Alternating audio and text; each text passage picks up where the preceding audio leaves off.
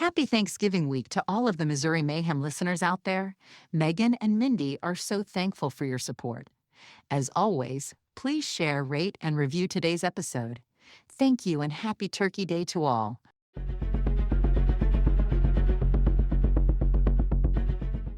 Welcome back to Missouri Mayhem, Mystery and Murder. I'm Mindy. And I'm Megan. We are so happy to be back with you. Hope everybody listening today is having a wonderful Monday. Today, we are going to be discussing a case that you may already be slightly familiar with, especially if you are a true crime junkie. Today, we are going to be talking about the I-70 killings that happened in 1992. Yes, we are. And before we get into the case, really quickly, just want to, number one, again, just say how much we appreciate all our listeners. And if you're new out there, we're two sisters, middle-aged, menopause, retired, and we're coming from the closet in KC right here. And if you have a case, a topic you'd like us to potentially talk about, you can reach out to us at our new email. It's Missouri Mayhem Sisters, plural, @gmail.com. You can also follow us on Patreon, Instagram, Facebook, TikTok, and of course, you can also listen to us on YouTube. So all the places. All of them. All right. Now that we got all that stuff out of the way and we decided neither one of us have done anything exciting enough to report on between now and the last time we recorded. So we have nothing exciting going on. I guess we should be really happy. That is a good thing to have nothing exciting. It can be a good thing. It can. So, all right. I'm excited. Okay. So today we are going to go back to 1992. Okay. Here are some facts from that year. The best car was Ford Taurus. Didn't we do an episode where that was the best car the other day? It seems like it was. Yes, maybe. But the Taurus, today I still see a lot of those around. I'm surprised they quit making them. I know. That is crazy. Popular. We've definitely talked about that Yes. before. Okay. The best song that year was Baby Got Back, and you know that we're going to sing it. So here we go. Ready? I like big butts and I cannot lie. You other brothers can't deny. The when a girl walks by with itty-bitty waist and a round thing in your face, you get sprung. One full of tusk because you notice that butt was stuffed deep in the jeans she's wearing. I'm hooked in a kiss, I'm staring. Oh, baby. Okay, we could go on and on, and I know you're going on and on in your head. So have fun with that. Nice little time warp. Yeah. 92. Best movie of 1992 was Aladdin. Never saw that. Yeah, not one of my favorites. But. Okay, big events of 1992. Bill Clinton was elected the president of the United States. No, I did not inhale. Anyway, Hurricane Andrew hit. Remember Hurricane Andrew? Oh, gosh, yes. The LA riots triggered by the beating of Rodney King happened all over the United States. Those riots took place. And interesting, the first text message was sent in 1992. That must have been like some weird. Wow. I feel weird, crazy stuff back then. I've heard that before, and I'm trying to think like what the first text message was. I feel like I've heard before, like what it was like, one little sentence. But anyways. Do you remember the first text message you ever got? No, but no. Just looking at your phone, wondering what had just happened to it. Oh my gosh. Yeah, seriously. That's crazy. Yeah. Okay, should we get into the case? Yes. Okay, let me get ready here. Okay, so like we said, today we're going to be talking about the I-70 killings.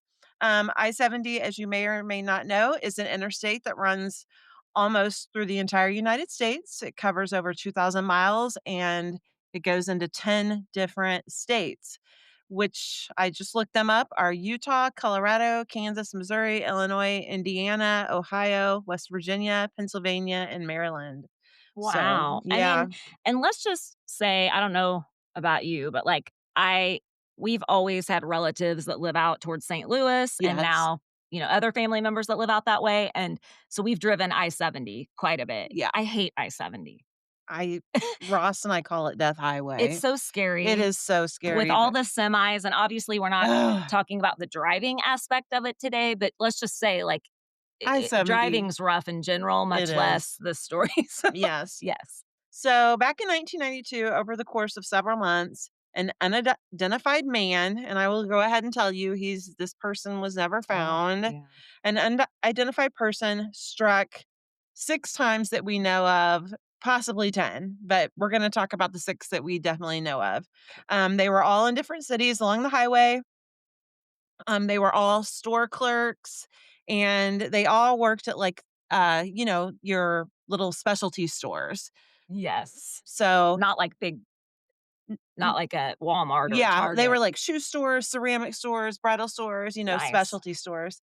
Anyway, this man that did this would become known as the I-70 killer. And of course, his nickname derives from the fact that most all of these specialty stores that he robbed and killed these people in were right off of I-70. So convenience. Very convenient. So this case has been featured on Unsolved Mysteries, America's Most Wanted, Dark Minds, People Magazine Investigates, but like I said before, the killer has never been found. Yeah. And I think we said that the killer would be, I don't know, we think about 70 years old Yeah. today had they been in their like 20s or 30s. Yeah, and we're talking about still unsolved, and I know you're gonna get to that, but I mean, people saw this guy too. Yeah, It isn't like no one ever saw his face, right? people did Which is scary a few too. people did see him, and there were some composite sketches drawn, and we will include those. That will probably be the cover Yes, this of this podcast. podcast. Yes. So Yes. Okay. okay, so let's talk about the killing spree. Ugh. His first victim's name was Robin Fulldower, and this killing spree began with her on April 8th of 1992. Robin was 26 years old. She was the manager of the Payless Shoe Source. When I say Payless Shoe Oh Source, I my can gosh. smell the store in my head, can't you? I can smell the store in my head, and I can picture us trying on shoes and walking down the aisles for mom to look to And make sure looking the at those shoe little mirrors. yes, in the Yes. mirrors that were on the floor just to make Yes. sure they fit okay and feeling our toe and yeah, Now the I whole bit. just order off Amazon and Ex hope they come and that yeah. is it. That's really I good. remember But the anyway, last time I've been in a Payless. yeah. Anyway, she was the manager of that store, Robin, of Payless Shoe Stores, and this was in Indianapolis. Um, And she was actually covering the shift of another employee Oh, that morning. yes. So, well, she wasn't even supposed to be there. Oh, And you're going to find in this podcast that a few of these victims, that was the situation for them. So, like, weren't even uh, supposed to be in yeah. the situation they ended up Hmm. in. Robin had just graduated from college a couple years before this and was kind of thinking that she wanted to start settling down, having a family, and had just worked there, like a year. Right, So, right. okay, so on this particular day, there was an employee that worked at a store across the street from where she worked. Okay. Okay. And this man noticed another man sitting on a curb, rifling through a bag just out in the parking lot. Okay. Okay, so he didn't like that. And so about an hour later, he had tried to call Robin at the Payless shoe store just because he was concerned about her because of this random person that was in the parking lot. So that alerted him enough to Yeah. check on her. So he called her and she did not answer. So he calls the store next to Robin's, Okay. okay, Good which is idea. called Speedway, and asks that clerk to please go over and check on Robin at the Payless shoe Aw, store. Okay. what a nice That friend. was a very nice thing. Unfortunately, it was just a little too late because Uh-huh. upon entering the store, the clerk would see the store was empty, the cash register open.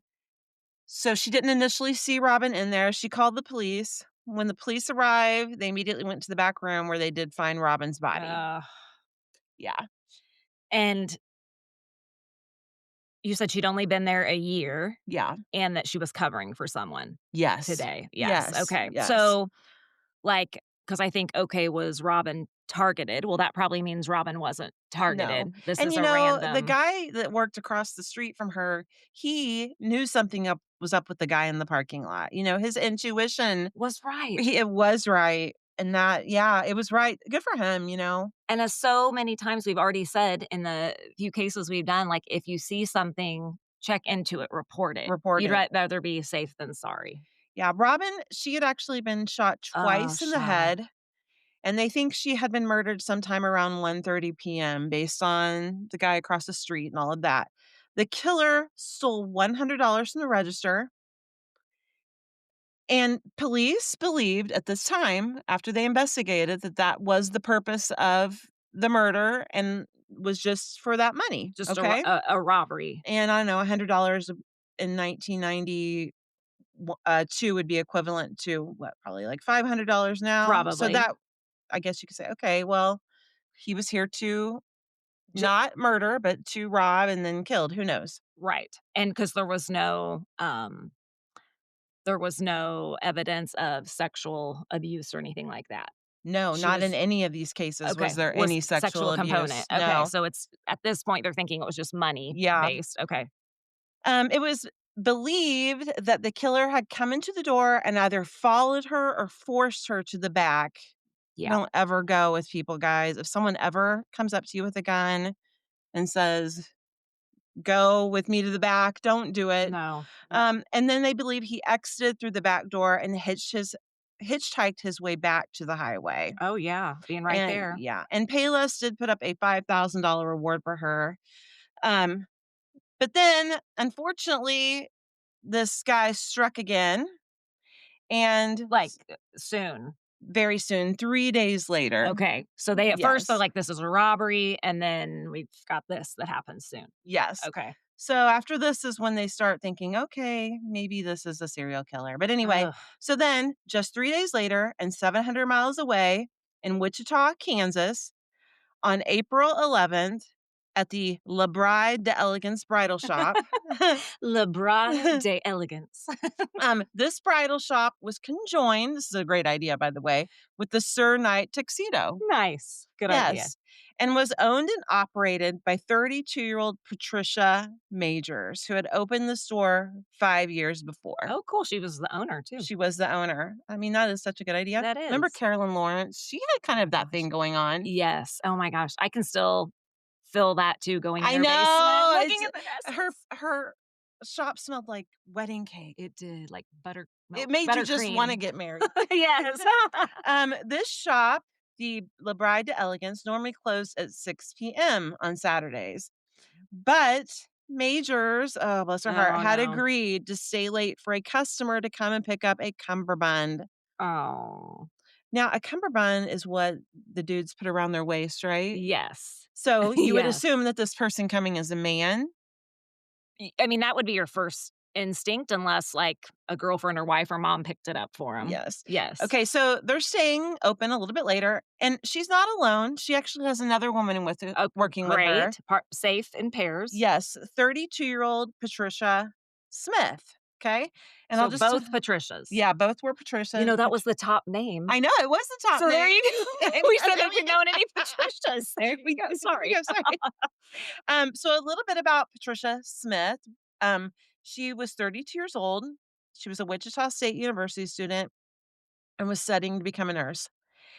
Okay, so they're staying open just for this person to come pick up the Not supposed cummerbund. to be there No, not normally supposed to be again. there. So a short time after 6 p.m., someone knocked on the store's window, and one of the women opened the door. So I think they probably had already locked Because they're because they like, were kind of shutting it up. we're just waiting for this one So they're person. knocking on the door, and they go over, unlock it, Probably open it. thinking it was that customer picking up the cummerbund. Sure. Instead, it was a man with a gun. Oh, Lordy. Yes. So the police believe that the killer was unaware that there were 2 workers inside. They think that he may have thought that there was just 1 because that Right. was yeah, his target audience was usually 1 One. female. Yeah. Evidently, the man had forced the 2 women to the back of the store where he shot both of them in the Ah, back of the head, execution style, just like he did, the yes. the victim right before this, just 3 Yes. days earlier, the same exact way. And around 6:30 p.m., after the women were murdered, the actual customer who Ugh. was coming to pick up the cummerbund arrived and came face to face with the killer. At the store. Yes. Oh, shit. So as this person that actually was coming to get the cummerbund was entering, the I-70 killer was exiting. He Was had it a just man or killed a them. woman picking it up? Do you know? I do not Okay. know. I just didn't know if it was I'm yeah. assuming it was a man. Okay. Came But face I do to not know. face. I'm just assuming that because it was a cummerbund, I don't really know. Okay. The customer noticed that the killer had a gun. Oh, and this part is so creepy. and the killer asked the customer to come to the back of the store with him. Like, pretending to be nice or to be like, so did he Well, not I don't know if he had the gun or not on him. I don't okay, know if he saw the gun then or not, but evidently said, "Let's go to the the back room." killer said, "Come with me to the back room." The No. customer refused Good job, customer. and left the scene. That's what you do every time, Yes. people, Yes. every time. Or, I mean Yeah, he had the customer cooperated, he would probably not be alive today. I bet that I mean, customer. yeah, he was within an inch of his her or her's life. I mean, really. Yes. And that's what I was gonna say, don't go to even a second location like that. No. Even to the back of the I store. mean, especially if you see a gun. So Well, I don't know right. if he yeah. Right. He later provided details for a composite sketch of the killer, and that is one of the composite sketch we'll be showing you, describing the killer as a slender white man with reddish hair, armed with an Uzi style gun, but I don't know about. The Uzi. Yeah. Are there lots So, of different well, because he just is saying what he thought he saw. yes, right. Yeah, So, but that's our first face to face. So an someone saw encounter. this Yes, guy's and there was a face. composite sketch after that one. Okay, so and here that's 3 women and Yes. almost that person. Okay. Then, next on his I-70 killing spree, he would get 40-year-old Michael McCowan, okay? Okay. So, Interesting, a man this time, so it wasn't just women. well, no, listen. Oh, So okay. Sorry. so 40-year-old Michael McCown was a bass player who had toured the country performing his music before he would return to Hara We Hara always House. we always get that one. I'm like, Terre Haute, Indiana. Ho is it How or Ho? 'cause Terry Houghty. I think is it Terre Haute? Terre Terre Haute? Haute. I don't know. I don't know, please Sorry, please Indiana. Someone help us correct with us, that. yes. And he had just recently purchased his mother, who had retired in 1987. He just had recently bought her ceramic shop. So another Aw. little specialty store, and it was called Sylvia's Ceramics. Aw. So the I-70 killer got him on April 27th. So, not that long after the last one. Right. These are all have been in April so far. Mhm. And here's another coincidence. After a chiropractor appointment on the morning of April 27th, Michael McCowan had considered taking the day off, but went in anyway. And as he was kneeling down by a shelf just inside the ceramic store, someone entered around 4 p.m., shot him in the back of the head, Oh. execution style. Yes. Oh, and wasn't gonna go in. Yes, his wallet was found. The person didn't even bother taking the wallet, and less than $50 was stolen from the cash That's register. just awful. For Okay, $50. I mean, no amount, but that's crazy. so a customer made the horrible discovery at McCown's body that afternoon. So now that person's affected for life, Yes, finding I yes. mean, No witnesses reported seeing the killer beforehand. McCown was the only male victim of the spree, and it is believed that by the investigators that the I-70 killer thought that this was a woman, that McCown was a woman because he had really long hair and it was pulled back into a ponytail. and it's Sylvia And Ceramics. it's Sylvia Ceramics. Ah, so they thought they were pretty and again, with the long hair, he thought Yes. he was killing a woman. Yes. Oh, wow. So Oh, once again, they combed this store, found nothing. Okay, then and so let's see, and that so we've gone from that was April 3rd, right? Um, and we've been in Kansas. We've been yeah, the in first one was April 8th, then he went April 11th, then he went on April 27th, and now he's getting ready to do it again on May 3rd. and I'm sure it made it so much harder too for authorities because one was in Kansas and one was in Indiana, and now where are we? I don't know, but it's like, I wonder too, because 'cause you've got different jurisdictions, Mhm. so I bet that made for confusing times Yes, too, you yes, know? Yeah. yes, and now he's getting ready to hit St. Louis. Okay, now we're getting ready to get into Missouri. Yes, okay. So, his next victim is Nancy Kitz Miller, Kitz Miller, okay? Hits Kitz in Miller. St. Louis, Missouri, okay. In St. Charles.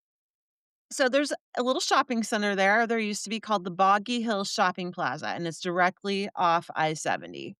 And it's a busy shopping center, a little bit larger than almost of the other previous spots. Oh, sure, sure. But anyway, the same kind of thing goes down. So 24-year-old Nancy Kitzmiller was not supposed to been on the schedule that day. It's literally all of them. Like, every one of them wasn't Yes. supposed to be, it seemed She like. actually covered another employee's schedule at the Boot Village. Oh, Yeah, so she opened the Boot Village at noon that day by herself.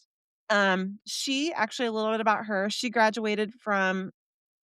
she graduated from Oklahoma State University for geography. mm, She was a soccer player and a dancer and had moved back to Missouri and taken up a job as a manager at the store. oh, Yeah, so she opened it up at noon that day, and 2.5 hours after opening, so around 2:30 PM, 4 customers entered the shop to find that Nancy had been taken to the back yep. and shot execution style in her head. Some money was taken from the cash register, but Nancy's purse was left alone. So, Same exact. same exact process here Yes. every time. So, Boot Village, kinda like Payless did for the first victim, put up a $5,000 reward. aw. So now, I mean, if you're the killer, you could get 5,000 here and 5,000 for the one. You wouldn't get it because you were the killer, but I'm just saying, I see what you know what I how mean? many Or if you were someone that the killer had bragged these about, right, you're gonna end up there's getting. $10,000 in reward now. And that's was in '92. So Yes, that was a a lot. substantial amount of money. Yes. Okay, so S same thing he's doing everywhere. Yes, and no one heard a shot, but a witness did see her with her final customer just minutes before her death, and this sighting helped police to create a composite sketch, thinking that that person may have been the killer. Okay. So that's our second sighting Yes. and second composite. Yes. Okay. Yes. Okay. So then, 4 days later, on May 7th, he struck again. All right, Wow. so 37-year-old Sarah Blessing would be his next victim 4 days Aw. later. The killer went to the Woodson Village Shopping Center in Raytown, Missouri. So, Oh, yes, this is some Missouri mayhem right here. yeah, pretty close. And Raytown is just east of Kansas City. This shopping center had a boutique store called the Store of Many Colors. And I love that her last name was Blessing. And because, the Store of Many Colors, I think they're taking that out of the Bible from the story about the coat of many colors. And her last Ah. name was Blessing. And also, listen, it was a shop that sold herbs and crystals for physical and spiritual health. Aw. So, It's all like she's a little like, yeah, that's her brand. yeah. Pretty cool. It was owned and operated by her, and she had just opened the store 3 weeks earlier. 3 weeks. Yes, she Aw. also was the author of a children's book and had published poetry. She was just a very peaceful little soul, And it 30, sounds like. 37, and Yeah, look, here she got her own store. just, a few, yeah, No. she was a Oh, sweet person. oh. And that morning, she had actually gone to a friend's house to give her a foot massage to relieve pain, so Well, she was so a kind. nice person. Yeah. 2 hours later at noon, that's when she got to the store by herself, opened it up. At 6 PM, the owner of an auction house across the parking lot noticed a man enter the store, his store, the auction house store, walked around mumbling to himself before exiting and just loitering around the parking lot. So he had come into his store, Yes, just being all walked weird. around being all awkward and then left and went to the parking lot. About 15 minutes after that, Tim Hickman, who owned the Video Addict movie rental store, spotted the same man peering into his store and appeared surprised to see Tim because an hour earlier, his mother and sister had been working the store, and very possibly the killer was milling around, just basically waiting for one of them to be alone. One his mom or his sister. So Yes. they could have been Yes. the next victims. Instead, he walked to the next store, which was the Store of Many Ah, Colors, Sarah. where Sarah worked by herself. Mm. And I mean, So he really, I mean, this was just a crime of opportunity every time. yes. So just minutes later, this Tim heard the gunshot, runs out of his store just in time to see the man who shot her round the corner to where he would have then walked up a grassy embankment and that's where I-70 was Right right up there. to I-70. Yes. Tim, I think, gave up the pursuit of that guy, Sure. runs into Sarah's store, and that's when he discovered her body. Oh, man, so he's Sh just right there. Yep. The cash register had been robbed, she had been shot once in the back of the head. Same thing. Oh, Oh, yes. So, now here are a few cases that happened after that that were similar, but no way have they been directly related yet, okay, but they are similar. similar. So, in 1992, in Texas, all 3 of these things happened. On September 25th, 1993, 51-year-old Mary Ann Glasscock was working at the Emporium Antique Store in Fort Worth, and she was killed the same exact way. Okay. Then So was that in 90 that was also in I'm 92 sorry, that was in 1992. too? I Okay. said I No, think I that's said okay. Yeah. 93. I meant Yeah. to say So 1992. And same. then also that same year on November 1st, 22-year-old Amy Vess was shot to death in a dance apparel store in Arlington. They are a lot alike. Oh my gosh, yes. Yes. But I don't believe those 2 locations were located off I-70. And do we okay, and do we know were those places robbed, or we don't know for sure on that? I don't know if they were Okay. robbed or not. Yeah. And then here's an attempted murder. Vicky Webb on Jane this is in 1995, so we went from 1992, now we're in 1990 I'm sorry, 1994. Couple years. Vicky Webb, 35, was shot on January 15th, 1994 in Houston at the Alternatives gift shop, another specialty Another store. She briefly talked to the shooter before he shot her in the back of the head. The bullet did not penetrate into Webb's head due to a large vertebra being hit. Oh, Wow! wow. You have mission, lady. Oh my The gosh. shooter attempted to shoot her again, but his gun misfired, Megan, Oh my and he gosh. left presuming she was dead. But she wasn't. She was not. Vicky, what a fighter. Yes. Wow. So was she able then, was she able to give an account then of her perpetrator, do you know? I don't Or know if she did or not, okay, but very similar again. but Oh god. I'm sure she did, Yeah. but I don't Wow. have that information, Thank no. goodness for her. And then in 2021, the Terre Haute a Yes. Terre Haute incident, a man named Billy Brossman. In November 2021, Terre Haute police announced that the I-70 killer was a possible suspect, so this is, like, a lot Years later. many, many years later. Like Um, almost 30 years later. yes, suspect in the 2001 murder of so it would have been around the same Okay, so they just in November of 2021, they announced this, but that this actually happened in in 2001. 2001. Okay, Yes, sorry, got it. yes, yes. So there was a 31-year-old liquor store clerk named Billy Brossman, and on the evening of November 30th, 2001, Brossman was working alone at the 7th and 70 liquor store in Terre Haute. Security camera footage showed a white male suspect entering the store and pulling a gun on Brossman standing behind the register. The footage then showed the suspect led Brossman to the front of the store where he was later found dead with a single gunshot to the back of the head. Oh, The man. murder of Brossman occurred just a few blocks from the murder of Michael McCown, Oh, one that we seriously? talked about earlier. Yes. And a And he was the one that they thought was mistaken for a woman because he had the oh, ponytail. that was Sylvia's ceramic. Yeah, so Okay. so the I-70 killer definitely killed 6 people, but there could have been 10, Up to 10. up to 10. Oof, wow, and then I start to wonder sometimes too, especially years later, you have, sadly, crazy people out there who wanna imitate Yeah. killers. Mhm. Like, I'm gonna go Oh, yeah, I that's so true. and, like, then it throws police off because then you're like, "Well, this is similar to that Yeah, motive," yeah. but yeah, just crazy. So, as far as the investigation goes, aside from the Wichita victims, all the victims were alone. All were shot in the back of the head, execution style. Mm. None of the scenes had any signs of sexual assault. And while all the stores had been robbed, robbery did not appear to be the source. It was murder. It was just That was the pure, like, reason. killing. Mhm. Oh my The god. murders took place all at slow times of the day, like during lunch, Yep. around 6, I don't know.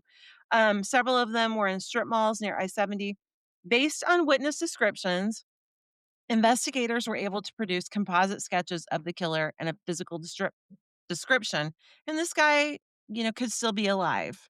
And that's super ballsy to Do, walk in a store and because how did he know there weren't do like you want people to in be the caught? yeah, like people in the back of the store that he couldn't see and it sounds like he kind of cased the places and he looked and waited, but Mhm. still like broad daylight. This guy, I mean, it was I bet almost you're right. I bet he did case every single one. I yes. bet he mulled around the parking lot like a Yeah. creep every single place because a few people did notice that. I bet Yes. you that was part of his So strategy. when you because I think it's they're looking for that opportunity, and that's why, like, you gotta be in pairs. You Mhm. gotta be alert. Mhm.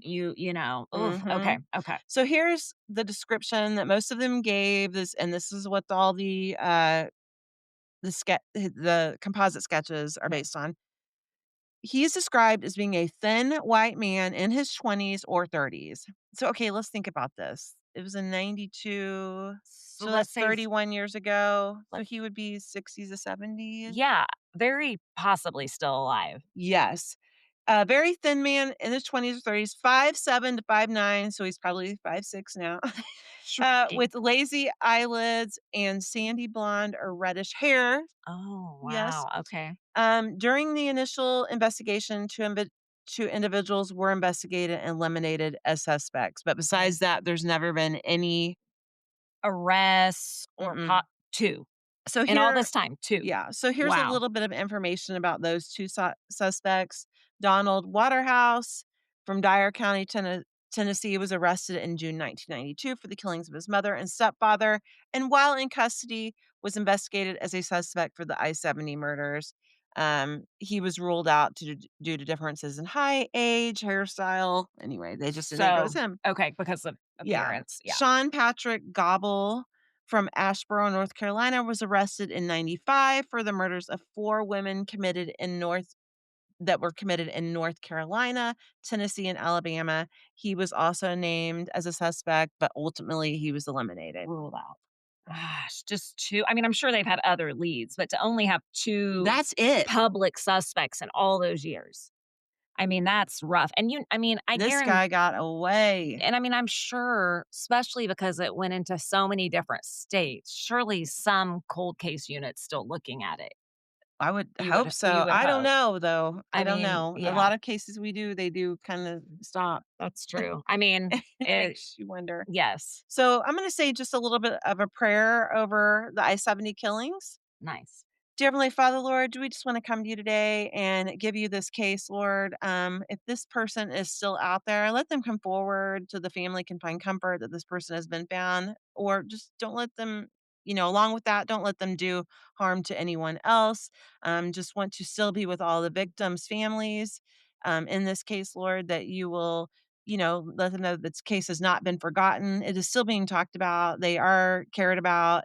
And we just pray that you give them comfort. In Jesus' name we pray. Amen. Amen. That's a very, very nice prayer. You guys, if you want more on this case, as always, you can check out our collection on Patreon and you'll see the resources used for this case in the episode description.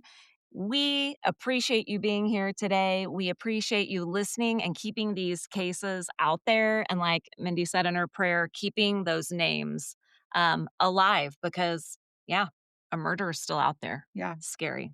All right, you guys, always stay curious, stay safe, and stay kind. Thank you so much for listening. This has been Missouri Mayhem, Mystery and Murder. I'm Megan. And I'm Mindy. Missouri, you bring the mystery. We'll bring the mayhem. Peace Peace out. out.